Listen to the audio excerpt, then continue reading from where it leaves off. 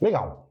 Agora que a gente já entendeu um pouco mais como funcionam e se articulam os elementos da linguagem visual, como a gente dá significado a esses elementos e usa isso para construir as mecânicas de jogo dos jogos que a gente joga, a gente precisa agora introduzir vocês a um novo campinho aqui, que seria o de valores nos jogos. Por quê? Porque do mesmo jeito que a gente constrói significado nos jogos por meio da linguagem visual, a gente também transmite os valores que a gente acredita, tá, gente?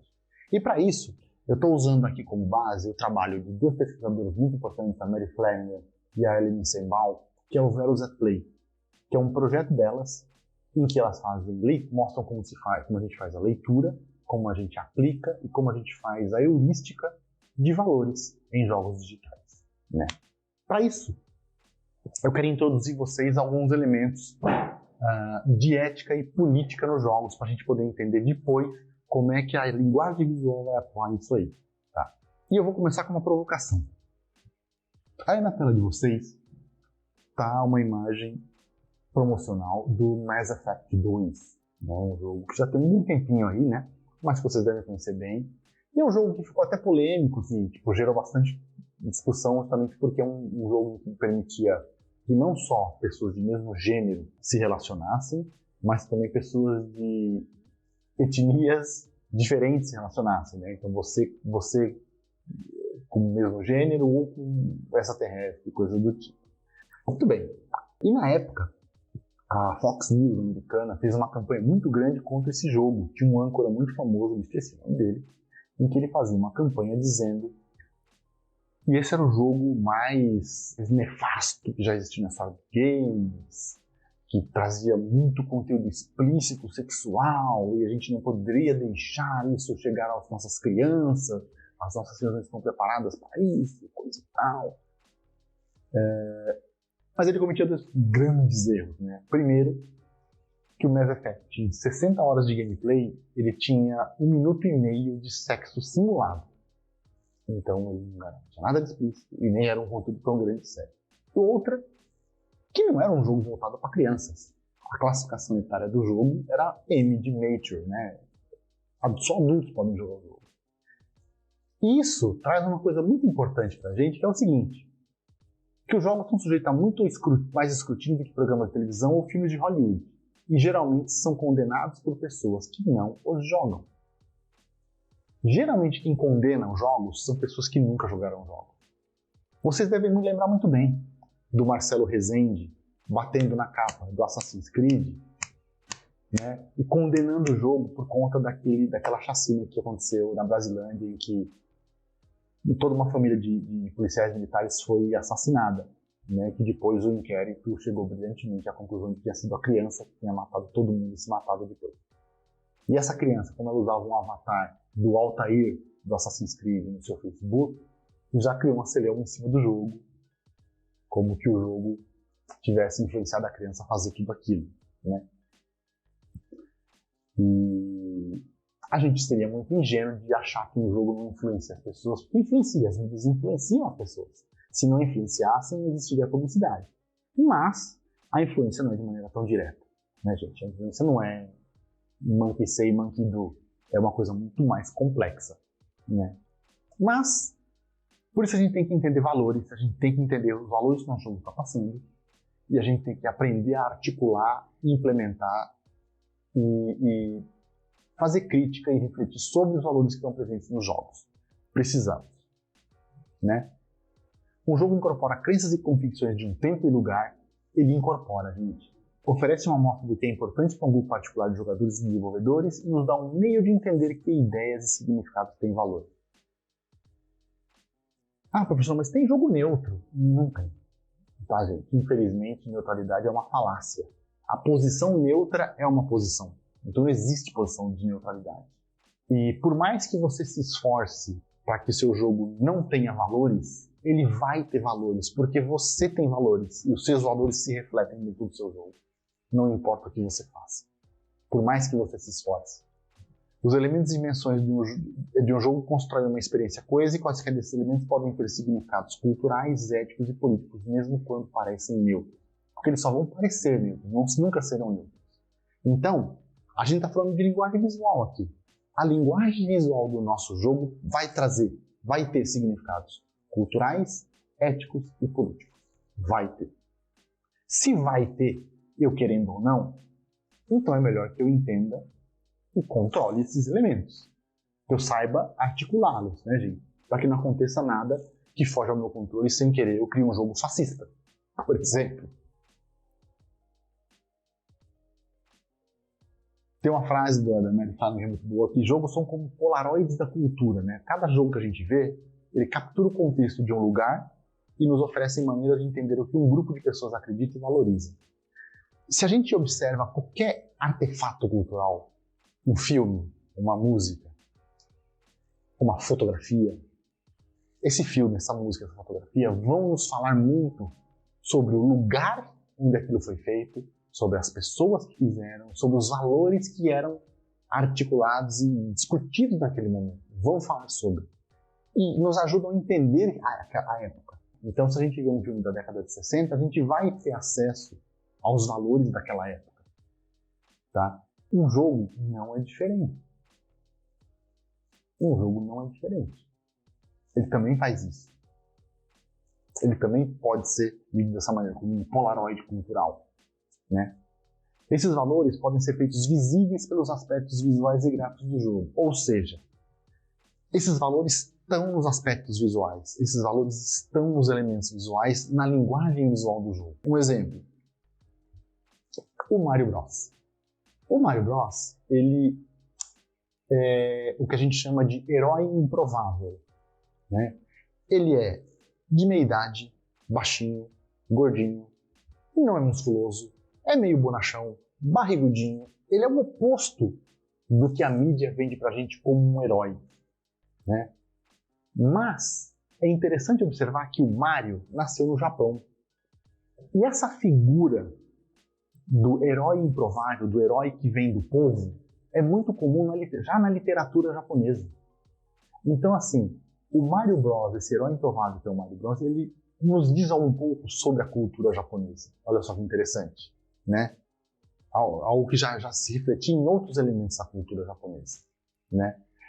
Os valores a gente pode perceber em outros lugares, então, também. Tem outros elementos dos jogos que vão trazer valores, claro, né? Então a gente pega, por exemplo, StarCraft, onde é um jogo que a gente tem que chegar num planeta, explorar aquele planeta à exaustão, os recursos daquele planeta à exaustão, e depois a gente vaza, vai embora.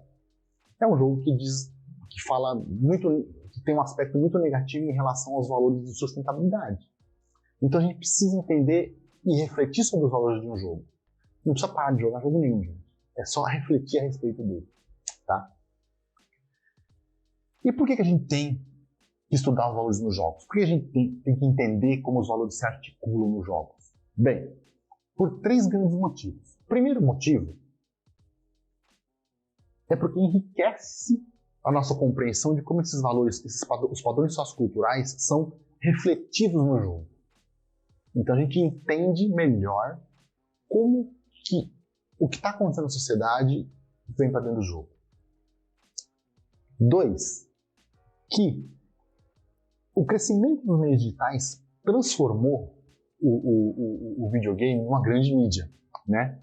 E a expansão dos significados culturais dos jogos constitui ao mesmo tempo uma oportunidade e uma responsabilidade para a comunidade de design de refletir sobre esses valores. Aqui é muito importante, tá, gente? É o seguinte: a gente, enquanto designer, o que significa ser designer? Significa que você coloca produtos no mundo para serem lidos por outras pessoas. Então você tem uma responsabilidade muito grande sobre os valores que estão dentro do seu jogo. Uma responsabilidade. Porque se o seu jogo vai para o mundo com um valor não muito positivo, um valor meio ruim, meio zoado ali e tal, você pode passar uma ideia errada para as pessoas. Você pode passar uma mensagem que talvez você não gostaria de passar. Além da responsabilidade, você tem uma oportunidade justamente de transmitir, através dos seus jogos, valores que são importantes para você. Coisas que são importantes para você podem ser transmitidas pelos seus jogos. Então você tem, como diz aí, ao mesmo tempo uma responsabilidade e uma oportunidade muito grande de transmitir tudo isso.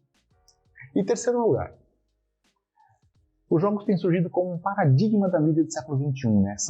Os jogos, a gente não tem dúvida de que são uma das mídias mais influentes que existem, justamente pelo seu caráter participativo e interativo, né?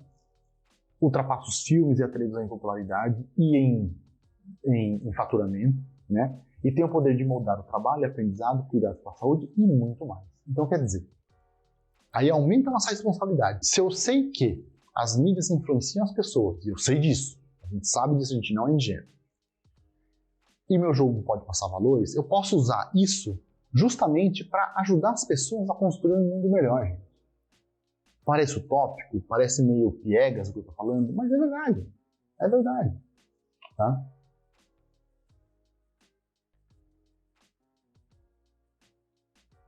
E o que são valores, né, quando a gente fala de valores? Né? Valores são propriedades de coisas e estados de assuntos com os quais nos preocupamos. Parecem objetivos, né? Um valor parece um objetivo, né? Justiça é um valor, parece que é um objetivo, é o objetivo da justiça. Mas ele é mais amplo, mais generalista e tem um caráter maior de gravidade. Os valores, eles podem ser éticos, podem ser políticos, podem ser estéticos, religiosos, culturais, ambientais, humanos. Tem diversos sabores de valores. Vamos nos concentrar nos éticos e nos políticos nesse instante e vai ficar mais claro já já. Por quê? O que são valores éticos? A gentileza, a honestidade, a generosidade, a felicidade, a integridade, a criatividade, a amizade é um valor ético, a saúde, a felicidade, o contentamento. Esses são valores éticos. O que significa um valor ético, ser um valor ético? Significa que são valores que contribuem para a dimensão moral de nossas vidas, como tratamos os outros e como nos tratam. Quando a gente fala de valor ético, a gente está falando de relação humana.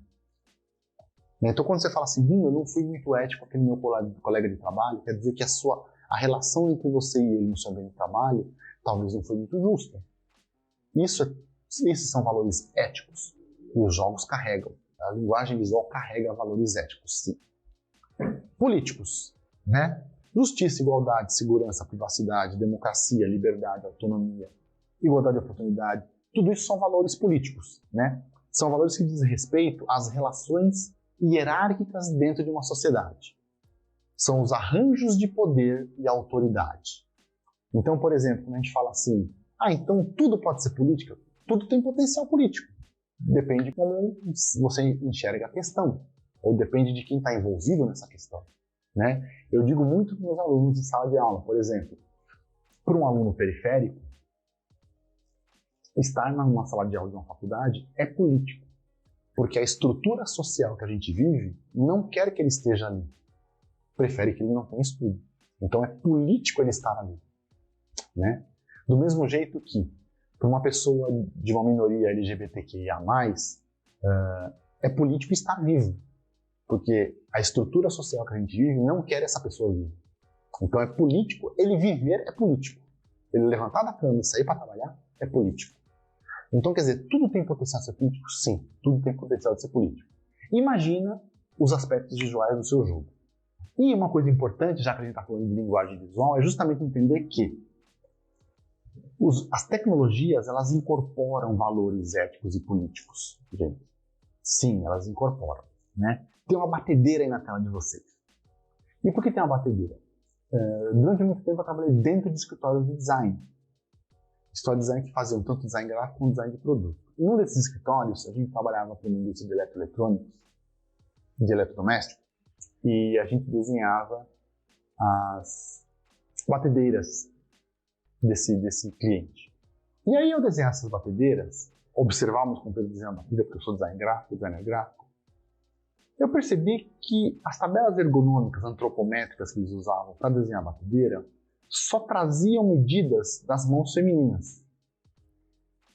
E aquilo me chamou muito a atenção. E ao perguntar para eles por que eles só usavam antropometria feminina para desenhar a batedeira, eles falaram assim, porque o público é feminino, o público-alvo da batedeira é feminino. Mas eu li diferente. Eu li, na verdade, invertido. Porque assim, quando você desenha uma batedeira que só leva em conta a mão feminina, o que eu estou dizendo com essa tecnologia, a batedeira é uma tecnologia, é que a batedeira é feita para mulheres. Só as mulheres usam batedeira. Ou só é para mulheres usarem batedeira. Não é algo para os homens usarem. Então percebam como no desenho da batedeira tem um aspecto político, tem um valor político incorporado. Então a gente tem que tomar muito cuidado com essas coisas. Tá? Do mesmo jeito, quando a gente olha uma interface de linha de comando como uma interface de Unix, quando começou a ascensão das interfaces gráficas nos anos 80, o pessoal de Unix reclamou muito, dizendo que era uma bobagem a interface gráfica, que era um recurso jogado fora, que não sei o quê. Mas por que eles falavam isso? Porque a interface do Unix pressupõe um especialista trabalhando. Uma interface gráfica ela é criada para democratizar o acesso ao computador. Eles não queriam perder essa autoridade. Então, essa reclamação deles tinha um aspecto político aí, tá, gente? Então pensem, por exemplo, quando a gente vê uma tela de WoW, World of Warcraft, com aqueles menus e marcadores indecifráveis na tela, como aquilo tem a ver com a hostilidade dos MMOs em relação a novatos, a noobs. Presta atenção, será que não tem um aspecto político aí no desenho dessas interfaces? Ou seja, as interfaces serem desenhadas de maneira mais complicada para afastar um novato? Se é isso, é política. Essa interface ela é desenhada de maneira política. Então, quer dizer, o desenho da sua interface pode ser político. Certo? Bem, agora que eu acho que eu já fiz vocês entenderem a importância dos valores e como a gente pode incorporar e ler esses valores nos jogos, no próximo vídeo quero aprofundar mais essa questão em alguns aspectos mais específicos. Tá bom?